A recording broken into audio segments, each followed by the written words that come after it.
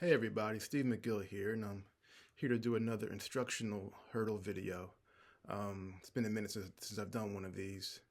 I want this one to be a continuation, sort of a video I did maybe a couple years ago about how sprint mechanics are the root of flaws in hurdle mechanics almost all of the time.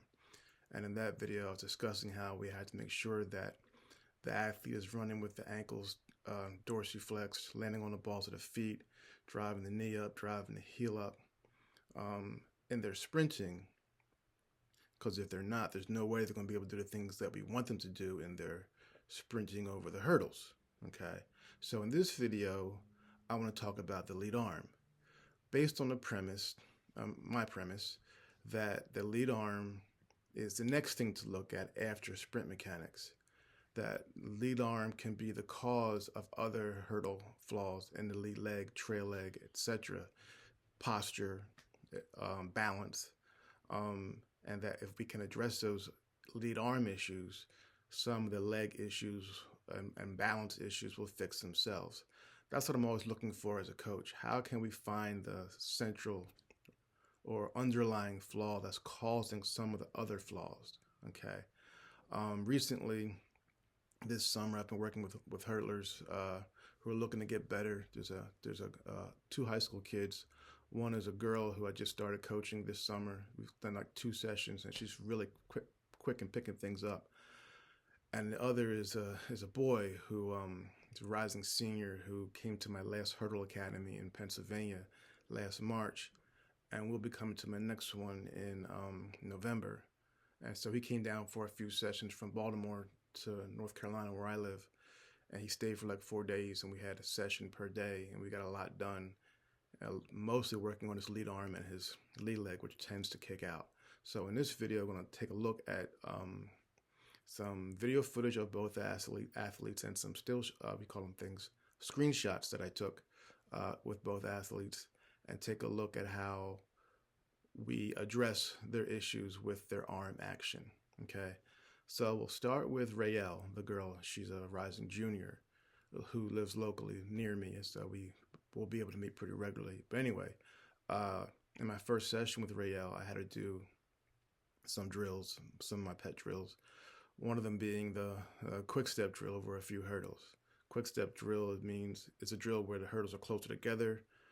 I think I had them 21 or 22 feet apart for her, with a 6-step approach, with the first hurdle being about 32, I think 31, 32 feet from the line to the first hurdle. Okay, so this is a drill that helps to address flaws and helps to athletes to gain rhythm and whatnot. So here are a couple of videos of Rael. All right, so what you'll notice is that in the videos she is slightly twisting her hips.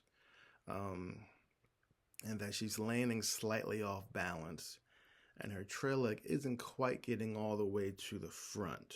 Okay. And that's because the lead arm is slightly crossing her body. I always say that you want the hand, even if it does go in that direction where it's going across the body, you want it to stop at the midline of the face. Okay, so I always say bring your nose up to, bring your thumb up to your nose, or bring your thumb up to your forehead, because if you're doing that, it can punch down. But if it goes across to the other side of the face, then on the way down, it's going to swing a little bit wide as opposed to punching straight down. And that slightly bringing it across widely causes the trail leg to flatten a little bit and causes the hips to twist a little bit. And that's what you're seeing in these videos here of Rael. Okay, so let's take a look at the screenshots. Okay, so the first screenshot is one where she's at takeoff here. Okay, and so you can see that the arm is slightly going across her face, which is a minor problem, but I have to say everything in hurdles is times 10. So if fixing that problem drops 1/100th of a second per hurdle, you just dropped 1/10 of a second, you know. So anyway, so that's hand slightly going across her face, okay, and we wanted to go straight up and down, so we want to fix that, okay. So what happens at the next stage, okay? So as she's coming down off the hurdle here, you can see that her hips have twisted. And even though she has a good forward lean, it's still not directly forward. It's kind of twisted to the side. Hips are twisted, her shoulders are twisted. It's all of it's a slight twist, but there's a twist, okay? And the trail leg knee is doing what it's supposed to do, but because the body is twisted, because the hips are twisted, the knee is not facing the front. And then when she lands, same thing. The knee is nice and high, but it's not facing the front, okay? Slightly to the side because the hips are and the shoulders are, okay? So that's something we want to fix, okay?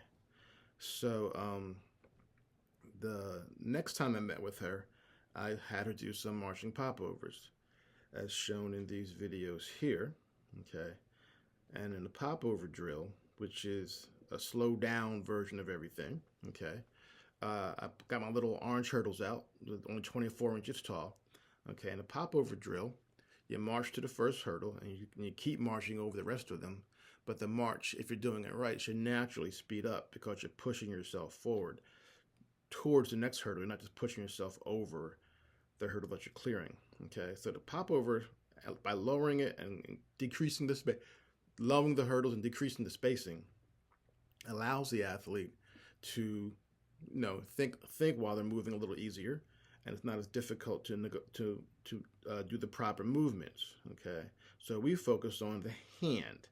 Okay, we focus on making sure the hand goes up and doesn't cross the plane of the nose bone or the forehead. Okay, stay on that side of the face. Okay, and what you can see in the videos is that by keeping that hand on that side of the face, the trail leg knee is coming to the front a lot more tightly. It's not flattening out, okay?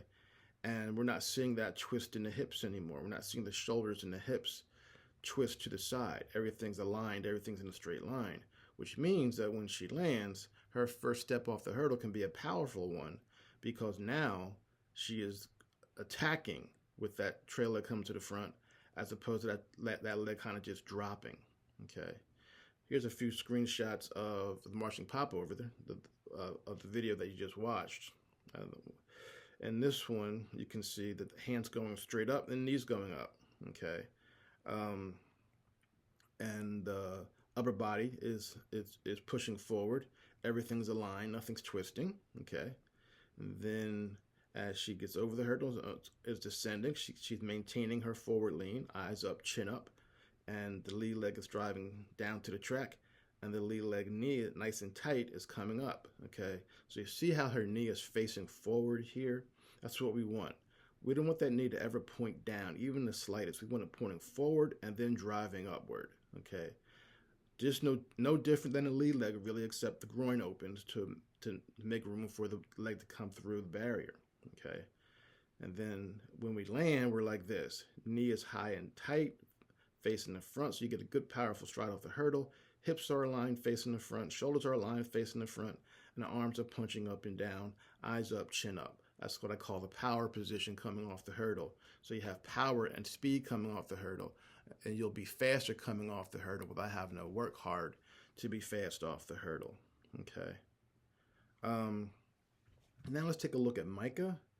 Micah is, as I said, from the Baltimore area, and he came down for a few sessions. And so his biggest issue from the camp, from the hurdle academy that he went to in March that I conducted, was his lead leg kicking out. So that's what we were really trying to address, was getting rid of the lead leg kick and making it more of a cycle action, which I prefer, okay? So if you look at these two videos of him doing a marching popover drill, okay, in the first one, you can see that the arm is crossing the body, the hand is crossing the body like we don't want it to. But nevertheless, it's not a major issue because you're still able to get over all of the hurdles. I think it has 8 of them set up there. He's able to get over all of them with no problem, and he's not losing any speed. He's not twisting or anything. But you can see, if you look closely, there's a delay. There's a kick, and that kick of the lead leg is being caused by the arm going across the body. Okay, that's what I'm saying. I'm saying that the arm going across the body can cause the lead leg to kick. Okay, so if you try to fix the lead leg kick, but you don't address the arm, you probably won't be able to fix the lead leg kick. It'll keep on kicking no matter how much you try not to. Okay, so the next day we did the same drill. Okay, and what I noticed was he was good with keeping the arm on the side of his body and having a more up and down action when we decided to make it more of a swim move with that lead arm, where the hand kind of faces downward and then pulls downward like a swimmer pulling water back, if you will. Okay, so I kind of modify what he was already doing instead of trying to make him do exactly how I prefer it, which is Lu Zhang style, straight up, straight down. That's what I prefer. But I can't always get that, so I'll take what I can get here. And what we're seeing is that the motion of punching down with that swim move with the lead arm is keeping the lead leg cycling as opposed to kicking, is giving him more of a forward lean over the hurdles, okay? And it's also allowing him to speed up. That's the whole point of this drill. You should speed up without trying to speed up, quicken up without trying to quicken up. Because when you're doing it right, that's what happens. And when you're doing it right in a race, that's what happens, okay? Took some screenshots of Micah. So this first one here is from the first video. You can see how his arm's going across his body there, okay? And then the next clip, you can see how his lead leg is locking at the knee, which I am saying is because of the arm having gone across the body, okay? And now on the way down, he has stood up, so to speak. I always tell my hurdlers, stay forward, keep pushing that chest forward all the way through to the finish line. Never stand up off of hurdles, okay? Stay forward, stay forward, stay forward. But that locking of the knee of the lead leg, you know, when you snap it down, it's going to cause you to stand up, which is what happened here. Not a major issue, but it's an issue. We want to fix it, okay? So the next day, okay? So here you can see more of that swim move action with the lead arm. The hand's punching down. The hand is in front of the eyes there, which means it's not crossing the body. Okay, got good height with the lead leg knee. Trail arm is in good position. All right, it's got a good little forward bend from the waist. Okay, and then on top of the hurdle, which is the real indicator, if you will. You can see he has good forward lean, eyes up, chin up, so he's not ducking down. That swim move is in effect. He's pushing that arm back down like as if he's grabbing the air and pulling it back, okay? Lead leg knee is staying bent, is not locking, and that on top of the hurdle here, so that'll make sure he's able to cycle it on the way down. And when you look at the last screenshot here, he's still maintaining forward posture, not as forward as he was over the hurdle, which is fine. But we want to maintain some forward posture even when we're not clearing the hurdle, because that helps us keep our forward momentum going. Okay, he lands high and tight, knee is high and tight of the trail leg there, and his eyes are up, and his chin is up, and he's able to push forward. That's what we want, emphatically. Okay, now. The other thing I wanted to mention was that the lead leg and the trail leg are a unit, if you will. It's not like one's more important than the other. And so when you fix the lead arm, you're basically going to largely fix both legs, not just one or the other, okay? The only issue would be the trail leg as you get faster, not just faster during the course of a year, but faster during a rep. As you get faster, that trail leg has to keep keeping up. Okay, keep keeping up. So for someone like Micah, who's used to kicking out his lead leg, if you will, that trail leg has learned that it can wait before it comes to the front, because the kick forces the trail leg to wait.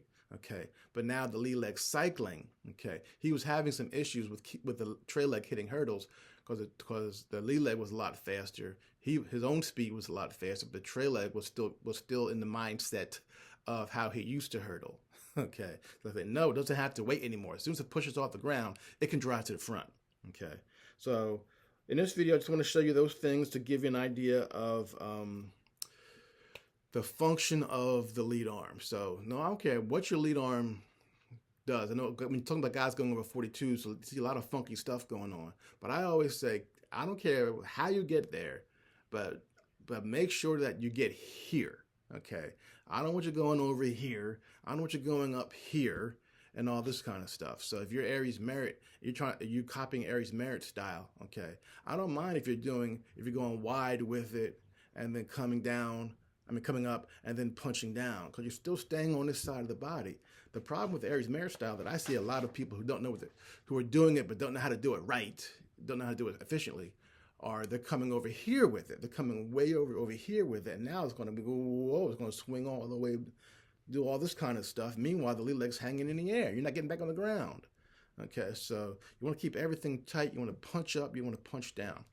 Okay, so coaches, you have to be able to troubleshoot and you have to be able to experiment. Okay, because in these sessions I had with Micah over 4 days and then with Rael, the girl, it's a lot of it was just experimenting. I don't know them. I don't coach them every day, so I'm learning them, if you will, and we're figuring it out together. Even athletes that I coach on a regular basis, that's what we're doing. We're figuring things out together. I don't go into a session knowing how I'm going to address it, how I'm going to fix an issue, but I have ideas of how to address it. But by listening to the athlete and coming up with solutions and ideas together, we can figure it out. That's what I always say. Coaching is as much an art form as hurling is. It's never the same 2 days in a row, never the same with two different athletes. Even with the same athlete, you're always looking for different things that you thought you may have fixed before, but because the athlete's gotten faster, stronger, whatever, now you got to recalibrate because the rhythms change, etc. All right, then. Thanks for listening. If you have any questions, hit me up in the comments.